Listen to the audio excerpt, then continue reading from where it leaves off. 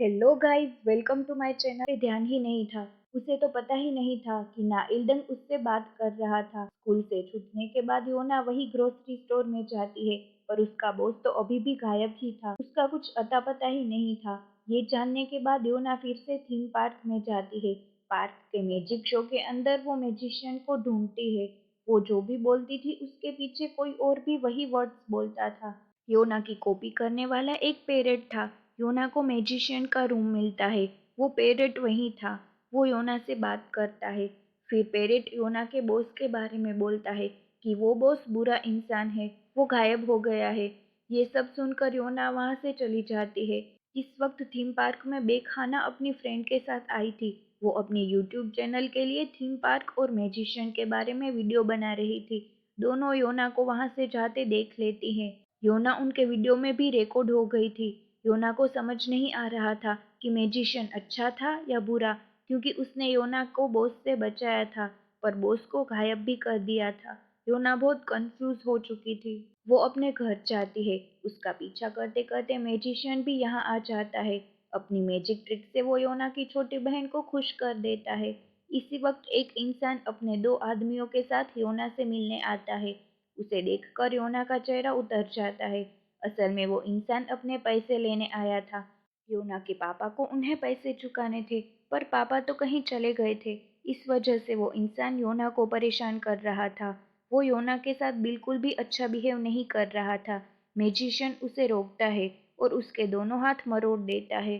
फिर वो योना से पूछता है कि मैं तुम्हारी हेल्प करने के लिए क्या कर सकता हूँ।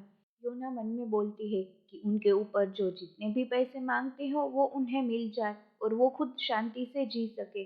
पर योना के मन में जो था वो बोलती नहीं है, पर इन लोगों को गायब करने को कहती है।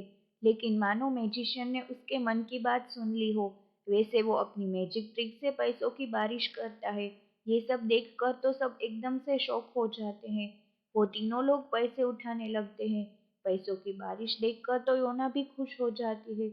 उसे मैजिशियन पे यकीन ही नहीं हो रहा था। लेकिन वो पैसे नकली थे। ये बात उन तीनों को भी पता चल जाती है। ये जानकर वो इंसान गुस्सा हो जाता है और मैजिशियन की पिटाई करवाता है। योना को धमकी देके वो वहां से चला जाता है। मैजिशियन को बहुत चोट लगी थी, फिर भी वो खुश था, क्योंकि उसे लगता था कि उसने उन तीनों को भगा दिया।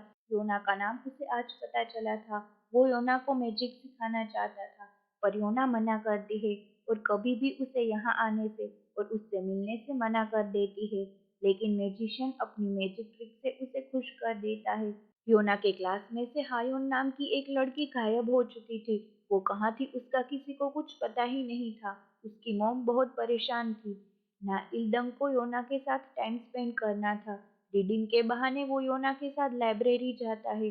बेखाना अपनी फ्रेंड के साथ थीम पार्क के मैजिक शो में जाती है और वहाँ मैजिशियन के रूम में पहुंच जाती है।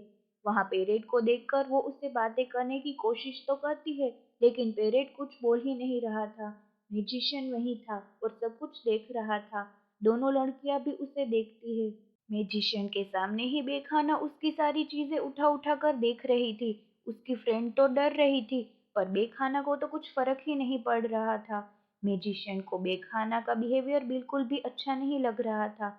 मैजिक रियल नहीं होता ऐसी बातें करके वो मैजिशियन को उकसाती है और उसे रियल मैजिक दिखाने को कहती है। मैजिशियन भी रेडी हो जाता है। नाइल्दंग और योना लाइब्रेरी में थे। योना के आसपास रहने से भी नाइल्दंग को बहुत अच्छा लगता था। वापस जाते वक्त बातों बातों में वो योना को डेट के लिए पूछ लेता है। उस बेचारे के मुंह से तो ये निकल गया, पर फिर वो बहुत शर्मा जाता है। योना को तो समझ ही नहीं आ रहा था कि वो क्या बोले। फिर वो बोलती है कि वो किसी को भी डेट करने की सिचुएशन में नहीं है। ये सुनकर नाइल्दंग बोल देता है कि वो मजाक कर रहा था। दोनों थोड़े ऑकवर्ड हो जाते हैं। बहुत बारिश हो रही थी। अपनी अम्ब्रेला योना को देकर नाइल्दंग चला जाता है। मैजिक रूम में सब तैयारी हो चुकी थी। मैजिशियन ने बेखाना को एक चेयर पे बिठा दिया था। उसके आगे उसने एक बलून और एक कैंडल रखी थी। दूसरी लड़की वीडियो रिकॉर्ड कर रही थी। वीडियो में आप देख सकते हैं कि मैजिशियन कैंडल के शेडो पे लाइटर रखता है तो कैंडल की बत्ती जल उठती है।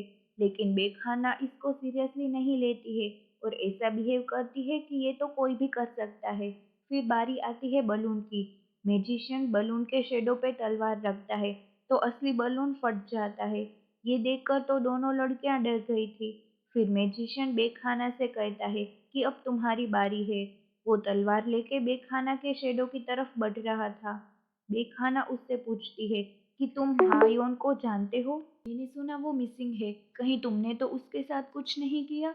ये सुनकर मैजिशियन उसके शेडो को तलवार टच करने ही वाला था कि बेखाना उससे योना के बारे में पूछती है कि तुम योना को कैसे जानते हो। ठीक इसी वक्त मौसम खराब होने लगता है और लाइट चली जाती है। फिर मैजिशियन कहता है मैं तुम्हें मैजिक कभी और दिखाऊंगा, और बेखाना से कहता है कि योना को बोलना मैं उसका वेट कर रहा हूँ। ये सुनकर तो बेखाना की बोलती बंद हो गई थी। दूसरे दिन स्कूल में भी वो ये सब ही सोच रही थी। नाइलडंग भी उसकी बातें सुन रहा था। उसके पूछने पर बेखाना नाइलडंग को थीम पार्क के बारे में और मैजिशियन के बारे में कहती है कि योना का उस मैजिशियन के साथ कुछ तो चल रहा है। पर नाइलडंग बेखाना की बातों पे यकीन नहीं करता है। योना के आते ही बेखाना उसे थीम पार्क में जाने को कहती है कि मैजिशियन उसका वेट कर रहा है। फिर योना मैजिशियन के पास जाकर उससे पूछती है कि तुमने ऐसा क्यों किया और तुम मेरा वेट क्यों कर रहे हो। मैजिशियन सीधा सीधा बोल देता है कि मैं तुम्हें लाइक करता हूँ। नाइलडंग वही था और दोनों को देख रहा था। मैजिशियन की बात सुनकर उसे बिल्कुल भी अच्छा नहीं लगता है और वो वहां से चला जाता है। उसका तो दिल ही टूट गया था। योना कहती है कि ऐसे जॉब के लिए मेरे पास टाइम नहीं है, मेरी लाइफ वैसे भी अच्छी नहीं है। मैजिशियन कहता है तुम सब अपने अंदर ही रखती हो, किसी को कुछ बताती नहीं हो। तुम्हें कोई चाहिए जो तुम्हारी स्टोरी सुन सके, जिससे तुम अपना सब कुछ बता सको। मैं तुम्हारी हेल्प करूंगा। तुम्हें कोई भी चाहिए मैं उसे तुम तक पहुंचा दूंगा। योना को कुछ समझ नहीं आ रहा था। फिर मैजिशियन कहता है तुमने जो मैसेज अपनी मॉम को किए थे वो उन तक अभी पहुंचे नहीं है। अपने पूरे दिन में उसके साथ क्या हुआ वो सब योना अपनी मॉम को मैसेज करती थी। मैजिशियन के मैजिक से ये सारे मैसेज मॉम तक अब पहुंच चुके थे और उसमें रीड का टिक मार्क भी आ चुका था। योना को तो यकीन ही नहीं हो रहा था। वो कहती है कि तुम ऐसा क्यों कर रहे हो, तुम हो कौन? मैजिशियन पे वो चिल्लाती है कि मेरी मॉम तो मर चुकी है और वहां से चली जाती है। योना अपनी मॉम को याद कर रही थी। बचपन में एक दिन उसकी मॉम उसे छोड़कर चली गई थी। असल में उसकी मॉम मरी नहीं थी, पर ऐसे ही चली गई थी। लेकिन योना ने अपना मन मना लिया था कि मॉम मर चुकी है। स्कूल में बेखाना नाइलडंग को मैजिशियन का वीडियो दिखाती है, लेकिन नाइलडंग उल्टा बेखाना को ही अब से ऐसा ना करने को कहता है। फिर वो योना को अकेले में बुलाता है और उसे पूछता है क्या इस बार तुम एग्जाम में अच्छे मार्क्स नहीं लाओगी, क्योंकि मैं हर सब्जेक्ट में फर्स्ट आना चाहता हूँ। योना को समझ नहीं आ रहा था कि नाइलडंग कहना क्या चाहता है। फिर वो कहता है तुम्हें पैसे चाहिए ना, मैं तुम्हें फेल होने के पैसे दूंगा। नाइलडंग बहुत ही खराब तरीके से योना को ट्रीट करता है। बेचारी योना की आंखों में आंसू आ जाते हैं। इस तरह ये एपिसोड पूरा होता है। अगर आपको ये वीडियो अच्छा लगा या मेरी एक्सप्लेनेशन अच्छी लगती है तो please like share and comment कर दीजिए और मेरी चैनल को सब्सक्राइब करके बेल आइकन को भी प्रेस कर दीजिए। मिलते हैं अगले वीडियो में।